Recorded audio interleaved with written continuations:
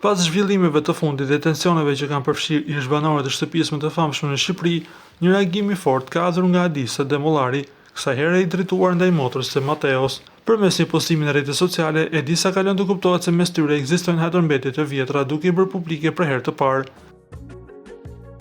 Ajo shprehur me ton ironike dhe provokuese duke deklaruar se nuk kishte në dijeni të qëndrimeve që sipas saj kanë qenë të vazhdueshme nga ana e motrës së Mateos. Tani e mora vesh që pas hinate të vjetra me mua, qetësohu sa aso nuk e dije që ti që ke vardisur kaq shumë ishte fejuari tim, shkroi Adisa duke ndezur me njëherë reagime të shumta në rrjet.